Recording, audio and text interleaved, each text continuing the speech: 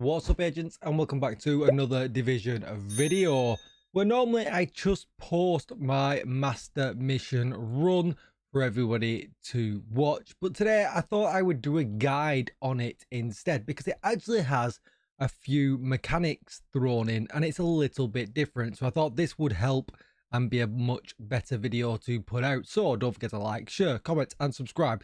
Let's get straight into it. I'm not going to talk about any of the regular sections. So if it's just a section where you go in and you have to shoot and you have to kill, I'm not actually going to talk about that. I'm just going to go over the bits that are actually difficult or require an actual mechanic. So let's get started here right at the very beginning. And I'm going to throw a little bit of a tip in with this one at the beginning.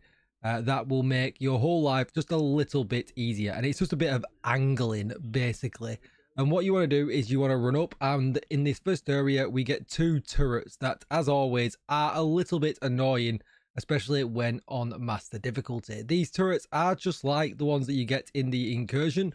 You are able to EMP them if you can get a good angle on them for EMPing, so that's also an option. But yeah, there's a couple of miniguns, just be careful of them. But what you're going to want to do is go up to this left hand side, and you can see here there's big yellow markers as always, indicating that you can climb, but you can actually climb up here as well. That is actually to my left. So if you climb up, you get pretty good protection because you can just run down here. And you can take out the first battery with the line of sight, and then just take cover on this truck and you get perfect line of sight just to tag the right hand side of the second battery. At this point I do recommend moving back because there are some spawn points just there as well. But yeah, now you can just take everything out with nothing else to worry about. Just as we pull up to this room, and with it still being early in the video, I'm just going to mention this here at this point. This mission is actually a really slow paced mission in comparison to many of our other master missions, meaning that it does make you wait for spawns.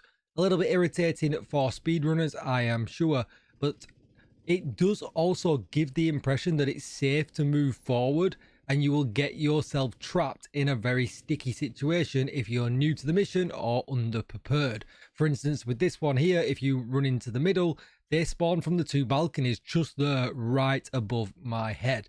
So if you are new to the mission, I would definitely recommend just taking your time a little bit and not pushing into any of the areas. And I think just as I was going to stop the video there, you can see the fact that two chungers just dropped down from the balcony right upon us, which would have been a problem if we were just in the middle of the room or any further forward. Once you've completed the big circle room and you run through to this familiar entrance here, you can drop down, and although I do not show it here in the video because I already collected it, the room here on the right, if you open the door, you can get your first com collectible as well. Next, when you get to this room, you don't actually have to do the puzzle like you do in the story. You don't have to actually shoot the two electric boxes. You are able to shoot them, but you can just progress without doing it. Okay, in this next area, what I would recommend is there are 4 enemies. I would recommend killing 3 of them and then making yourself familiar with the area. You can see there's 2 on the right there and 2 on the left. You can use decoys in this area. They come in very, very useful. You can also use EMPs if you want to take some of the towers down and you think you've got good burst DPS, but I'll explain why in just a moment. So there's 2 areas that you need to be aware of in here. Basically, you can see there, this box just here that I looked at, and then this box just here that you can look at just here. But there's also another 2 boxes on the other side. You can see them kind of all on the corners. There's another one there, just run past it on my right. But you can see here, there is a minigun just here. And if you are familiar with the boomer fight, this is going to feel very, very familiar, because what you have to do, you have to use them miniguns to shoot these towers down. They rise up like boomer and they provide an invincibility field for anything that is in the middle of the map.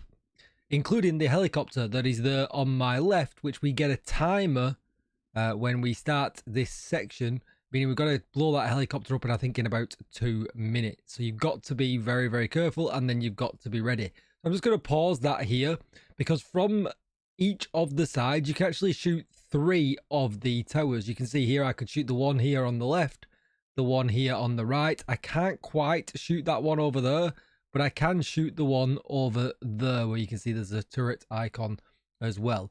And I think it's the same for the person on the other side. Correct me if I'm wrong. I think they're able to shoot 3 of them as well. Meaning you're probably better splitting up into a team of 2. 2 on this side and 2 on the other side. And like I said, when these enemies come out and they do go in that middle area and they become immune, it's useful to have decoys, because there is a dog. It's the BTSU 9 squad basically. And they've got a dog, and he will one-shot you. He is not the nicest of dogs. All right, so as you can see, we took it down. So they come out and they're in the blue field. And as you can see, we cannot damage any of them. The one in front of me hasn't come up. They seem to come up at a random order, but you can see the one on the left has. So you just take that one down. Unfortunately, you can't do it with one burst of the minigun. It's not enough damage. You have to kind of let it cool down a little bit, otherwise it will overheat. And as you can see there, because the blue field wasn't on, we were able to do a little bit of damage, but then the one here in front of me decided to come up, and that ruined it. And now we can just take them down.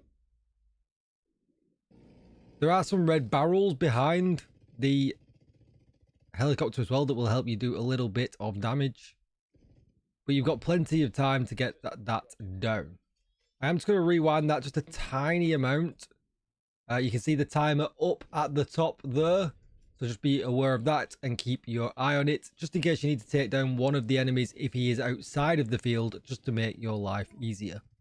At this point now, you have a short while to take all of the enemies down before the field will reappear. But they do like to wander, and a lot of the time they will just kind of wander outside of the field, and even though it does come up, you'll be able to kill them anyway. They don't seem to be programmed to go back into the field at all.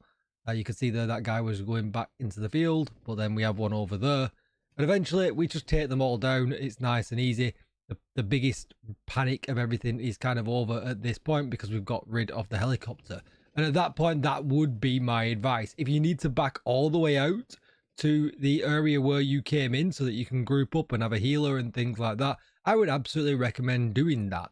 That will also work and be absolutely fine. Because as you can see here, even with a full maxed out prototype build, they have a decent amount of health that you have to take away from them. So you can see here the chungers are in the blue, but basically we just let them walk out of the blue. And then you can do damage the second they kind of tip out. There you go. You can see the damage kicks in.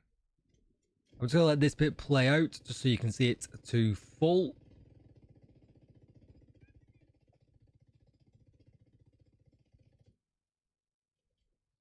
But it's kind of nice that the area is so big. And as you can see there, see the boxes are actually flashing red, because it means only one of them has come back up and it's caused them to error. But it's enough to put the field back on. The protection field, we should call it. And especially at this point now, if you can camp any of the corners, you're going to do yourself a favor, because it gives them 0 chance to get into that field. All right, this next bit, we actually do really, really bad at this next bit, because none of the guys had actually done this on Master previously, so didn't really know what to expect. But I also didn't really want to spoil it for them also. But you can EMP the turrets on this section. And I would always, to be honest, I would recommend actually just EMPing your way through and go to the very end and actually run it backwards. It will make your life a little bit easier. But you are probably going to need a healer to get through this bit, you know, relatively easily. But like I said, you can EMP the turrets. I do it with the first one, and then I think we didn't organize ourselves very well at all. We should have took it in turns, running down the corridor and EMPing. And then we got this timing wrong, I think, here as well. We got electrocuted by the floor. And you can't do anything about the floor. But MG was on point there with the heals. But as you can see here now, my EMP went off just as it started to shoot me. And you get through and you just shoot the yellow box. And then essentially, you got to do exactly the same with this next bit. Now, if you had the EMP sticky bomb here, you could shoot it straight down and just save yourself a lot of hassle. Or you could just go cover to cover and go down that way. Or your healer could just do exactly what he did for us there and just heal you all the way down. Because even on an all red build, you will get through absolutely fine. Once you've taken out all of the enemies and the turrets, if you head further down the corridor and go against the mission and go into this room here, if you head over to the desk, there'll be a comm for you to collect. That'll be your second and final comm of the mission to collect. And now we are at the final room. I would recommend, again, with this, to taking down all of these enemies and then not progressing until you get yourself into position. And there's actually a bit of a trick in this room as well to stop yourself getting blasted constantly with an EMP burst that happens, which is a little annoying. So, as you can see, I'll just kind of pause the video just here. Kind of perfect. So, as you can see, there's 3 big pillars here that look like huge speakers that you get at concerts. And what's going to happen is one of these speakers is going to randomly charge up. And why it's doing that, so you see at the top here where this X is, one of these panels on one of these pillars will open.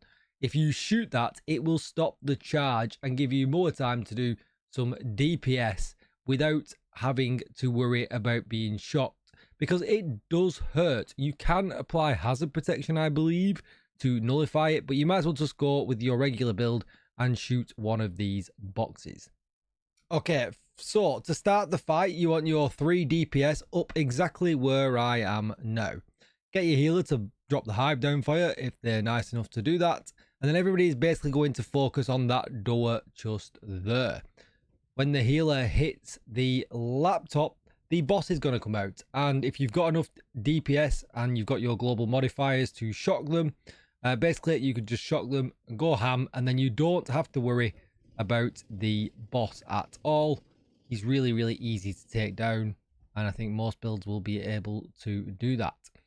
And then the next thing you need to do is, like I said, if you want to, unless your healer wants to heal you through it, because if he's running technician, and you all stand near the hive, it actually just uses one of the charges and you see no effect at all, which is really, really nice. So if you've got some good DPS and you think you can get everything killed in the room really, really quickly, you can just stand next to a technician hive or skill and have no problems at all. Now, I'm going to pause this just here. As you can see, we heard the charging noise, and you can see the red part of that pillar is open just there. It literally takes 1 bullet, and that's it. It stops the charge, making things really, really easy. Now, at this point, my team kind of relocated to this middle grid while we were kind of investigating where any of the spawn points were. But you do have to go around the outside of the pillars sometimes, because as you could see there, I couldn't see where the actual door was open, so to actually shoot it, and you can see there, dead easy, I can shoot it on that one. So I'm not sure if playing from the center here is the best idea to do, unless you're willing to soak up a couple of charges like my team was. But maybe the healer could do this instead of a DPS, as long as they know what they are doing, because it literally takes 1 bullet. It's not actually any damage relation or anything like that. You don't get a damage number. They just have to shoot 1 bullet at it and it stops the charge. So yeah, really easy in the end. But that is all your mechanics for the brand new Master Manhunt. Don't forget to like, share, comment and subscribe. Thanks for watching as always, and I will see you in the next one. Bye bye.